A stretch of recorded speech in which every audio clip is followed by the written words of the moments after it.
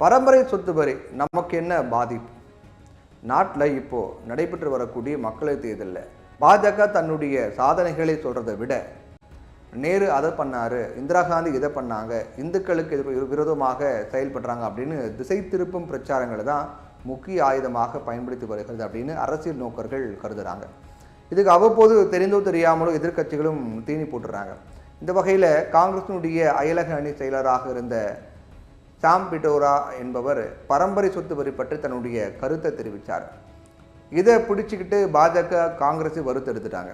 காங்கிரஸுக்கு இது தர்ம சங்கடத்தை ஏற்படுத்தியது.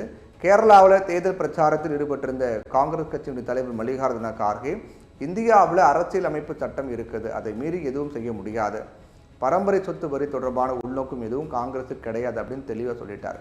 காங்கிரசுடைய கட்சியின் பொதுச் செயலரான ஜெயராம் ரமேஷ் வெறும் வாக்குகளுக்காக இது போன்ற விளையாட்டுகளை பிரதமர் விளையாடிக்கிட்டு இருக்கார் அப்படின்னு கடுமையாக சாடினார். ஒரு வழியாக சாம் பிட்டோரா தன்னுடைய பதவியிலிருந்து விலகிட்டார். சரி, அரசியலை தவிர்த்துட்டு அது என்ன பரம்பரை சொத்து அப்படிங்கிறத பற்றி நம்ம பார்க்கலாம். முதல்ல சாம் பிட்டோரா சொல்றதனுடைய சாரசத்தை இப்போ நம்ம பார்க்கலாம். பரம்பரை சொத்து வரியை அமல் செய்திருக்கும் நாடுகளில் ஒருவரிடம் 100 மில்லியன் அளவு செல்வம் இருந்தார். அவர் இறந்த பிறகு 45% மட்டுமே அவருடைய வாரிசுகளுக்கு போகும். மீதி 55% அரசால் கைப்பற்றப்படும். உங்களுடைய காலத்தில் நீங்கள் சேர்த்த சொத்தில் பாதியாவது நீங்கள் காலமான பின் சமூக நலனுக்காக தருவது என்பது என்னை பொறுத்தவரை சரியானதே. ஆனால் இந்தியாவில் இது நிகழ்வது கிடையாது. மொத்த பணமும் வாரிசுகளுக்கு போகுது, பொதுமக்களுக்கு எதுவும் கிடைக்கிறது கிடையாது. ஒரு நாட்டின் செல்வத்தை பகிர்ந்தளிக்கும் இது போன்ற சமூக சீரமைப்புகள் பற்றி பேசும்போது நாங்கள் முன்வைக்கக்கூடிய கொள்கைகள் நாட்டு மக்கள் அனைவருக்கும் பயன் தருவதற்கே அன்றி சில சூப்பர் ரிச் பெருமக்களுக்கு மட்டும் பயன் தருவதற்கு கிடையாது அப்படின்னு சாம் பிட்டோரா சொன்னார். நியாயமாக பார்த்தா இது சமூக நீதிக்கான நியாயமான குரல் தான். ஆனால் இந்தியாவுக்கு இது தற்போதைய சூழ்நிலையில் பொருந்துமா அப்படிங்கிறது தான் கேள்விக்குறி. அமெரிக்காவில் இப்போது பரம்பரை சொத்து வரி, அதாவது இன்ஹெரிட்டன்ஸ் டேக்ஸ் நடைமுறையில் இருக்குது. அமெரிக்காவில் பரம்பரை சொத்து வரி சட்டப்படி ஒருவர்கிட்ட $10 கோடி மதிப்பிலான சொத்து இருந்தால் அவர் மரணம் அடையும் போது 55 விழுக்காடு சொத்துக்களை கவர்மெண்ட்டு எடுத்துக்கும். மீதம் இருக்கக்கூடிய 45 விழுக்காடு சொத்துக்கள் மட்டும்தான் அவருடைய வாரிசுகள் பிரித்து எடுத்துக்கொள்ள முடியும்.